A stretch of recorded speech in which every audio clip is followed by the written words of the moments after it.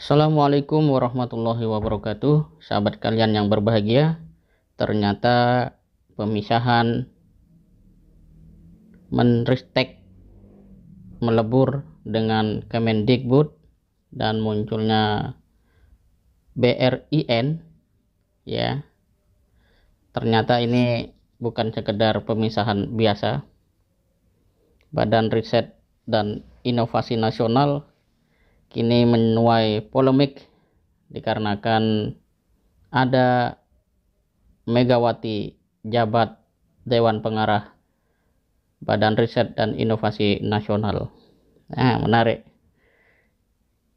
Dan tampaknya ini akan menjadi satu bahasan yang terus mendapat perhatian publik karena banyak pihak yang kemudian secara langsung menyatakan bahwa hal itu tidak sepatutnya terjadi.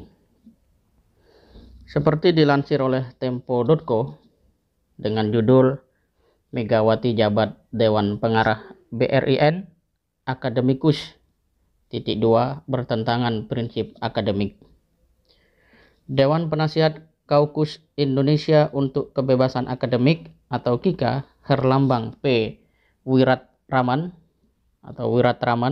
mengatakan sama sekali tak terkejut dengan penempatan Ketua Dewan Pengarah Badan Pembinaan Ideologi Pancasila BPIP Megawati Soekarno Putri sebagai Ketua Dewan Pengarah Badan Riset dan Inovasi Nasional BRIN. Herlambang mengatakan KIKA sejak awal sudah membaca arah kepentingan politik untuk menempatkan sains di bawah kekuasaan. Rencana yang disampaikan Pak Kepala BRIN itu sama sekali tidak mengejutkan, kata Herlambang kepada Tempo Sabtu 1 Mei 2021. Kepala BRIN Laksana Trihandoko sebelumnya mengatakan Megawati akan menjadi Ketua Dewan Pengarah di lembaganya. Handoko mengatakan fungsi Ketua Dewan Pengarah BRIN nantinya menjadi pagar aktivitas keilmuan agar tetap berlandaskan ideologi Pancasila. Jadi kata Herlambang lebih lanjut, apa yang kita saksikan hari ini justru bertentangan dengan prinsip-prinsip kebebasan akademik karena potensinya otoritas kekuasaan akan banyak campur tangan, kata Herlambang. Herlambang juga berpendapat ditempatkannya Megawati sebagai Ketua Dewan Pengarah BRIN justru merupakan kemunduran dengan kapasitas politik Megawati yang begitu besar dalam rezim kekuasaan hari ini, kata Herlambang. Bukan tidak mungkin ada intervensi kekuasaan atau partai penguasa dalam strategi atau implementasi riset Indonesia ke depannya. Intervensi kekuasaan bahkan intervensi selevel parpol PDIP yang berkuasa hari ini sangat mungkin besar pengaruhnya di pelaksanaan atau implementasi riset-riset strategi riset di Indonesia, ujar dia. Pada pamungkasnya, Herlambang mengatakan, saya kira pikiran itu lebih cocok atau paralel seperti masa rezim otoritarian Soeharto yang seolah-olah semuanya serba Pancasila, pembangunan Pancasila, pers Pancasila, kan gitu ya. Nah, ini riset Pancasila, kata dosen Fakultas Hukum Universitas Airlangga soal penunjukan Megawati sebagai Dewan Pengarah BRIN. Jadi dalam tinjauan akademik menurut KIKA, apa yang hari ini terjadi dengan menempatkan Ketua BPIP sebagai Dewan Pengarah di BRIN adalah satu hal yang dinilainya mundur.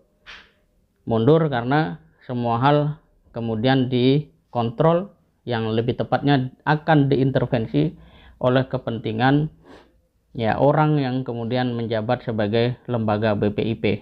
Dan sahabat sekalian, kita bisa melihat juga tanggapan dari politisi yaitu Dr. H. Mulyanto yang dia secara langsung mengatakan bahwa penunjukan tersebut tidak ada dasar hukumnya. Ini seperti dilansir oleh CNN pada Jumat 30 April 2021 pukul 11.25. Judulnya PKS soroti isu Megawati jabat Dewan Pengarah BRIN. Anggota Komisi 7 DPR RI dari fraksi PKS Mulyanto mengatakan menyatakan tidak ada dasar hukum yang bisa melegalkan opsi Ketua Dewan Pengarah Badan Ideologi dan Pembinaan Pancasila BPIP Megawati Soekarno Putri menduduki jabatan Ketua Dewan Pengarah BRI. Ya, saya tidak ada masalah person, tapi dari segi struktur mungkin. Pertama, dasar hukum tidak ada, ya, kata Mulyanto kepada cnnindonesia.com Jumat 30 April. Menurutnya pasal 5 huruf A Undang-Undang Sisnas Iptek hanya bersifat normatif sebagai dasar filosofis pembuatan regulasi yang harus senantiasa bersandar pada Pancasila. Tidak ada kalimat dalam undang-undang tersebut yang menyatakan kepala BPIP boleh menjadi Dewan Pengarah BRIN. Pasal 5 huruf A Undang-Undang Sisnas Iptek sendiri berbunyi menjadi landasan dalam perencanaan pembangunan nasional di segala bidang kehidupan yang berpedoman pada haluan ideologi Pancasila. Kata Mulyanto, itu kan hanya normatif. Semua undang-undang harus punya 3 dasar undang-undang, yaitu dasar filosofis, yuridis, dan sosiologis. Dasar filosofisnya harus bersandar pada haluan ideologi Pancasila. Tidak ada yang namanya BPIP, kata Mulyanto. Kalau norma bahwa semua berdasarkan Pancasila itu wajib, kan landasan filosofis. Tapi ketika bicara BPIP, dia kan lembaga, sangat berbeda itu imbuhnya. Jadi kita melihat bahwa ada semacam upaya yang dalam tanda kutip atau bahkan lebih jauh memaksakan diri untuk kemudian menjadikan lembaga-lembaga negara terus di bawah ya kontrol atau intervensi kepentingan-kepentingan tertentu. Dan kita perlu tahu siapa Mulyanto yang dia punya gelar doktor ya, Dr. H. Mulyanto MENG atau MEng.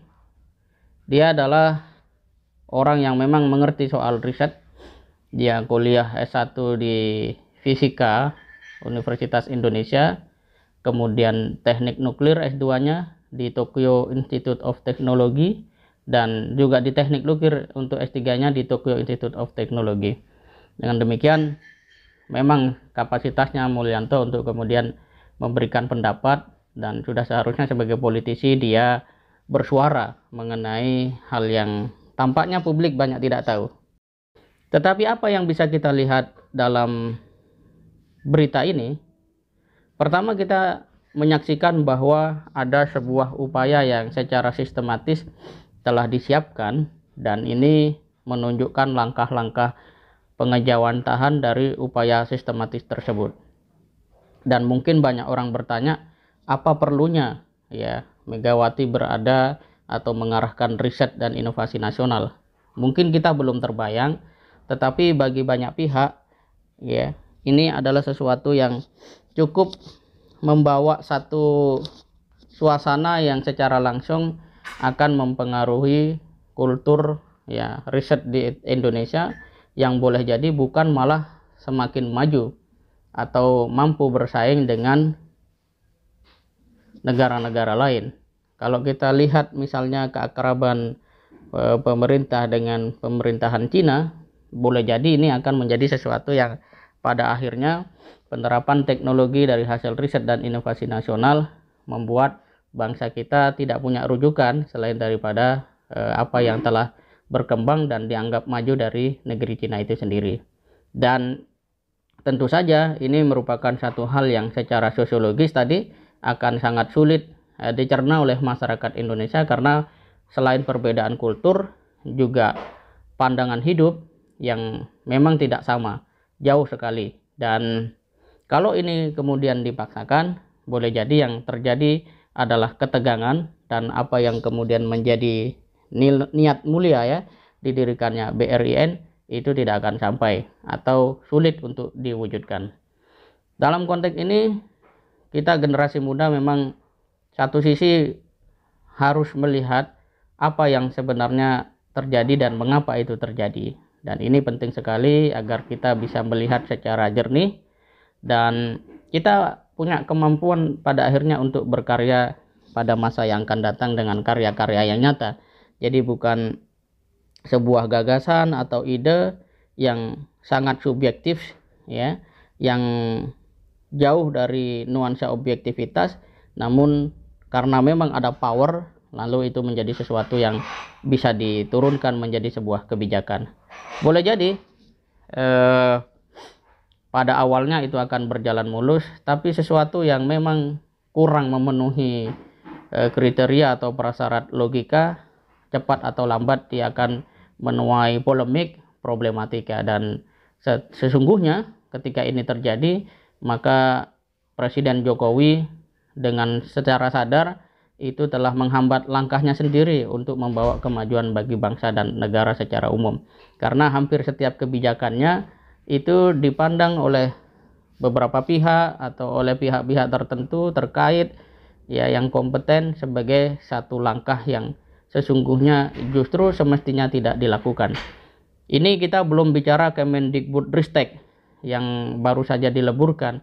Itu juga nanti pasti akan mendapatkan polemik atau menjadi satu bahan yang terus menguras energi bangsa, yang pada akhirnya mau tidak mau pemerintah juga harus menjawab. Dan ketika menjawab, kalau memang sistem penjelasnya tidak kuat, boleh jadi nanti akan ada satu jawaban-jawaban yang tidak, justru semakin menunjukkan bahwa kebijakan ini tidak dilandasi oleh kesiapan yang betul-betul memadai, bisa dipertanggungjawabkan, dan mengarah pada kepentingan bangsa, rakyat, dan umat di negeri yang sama-sama kita cintai.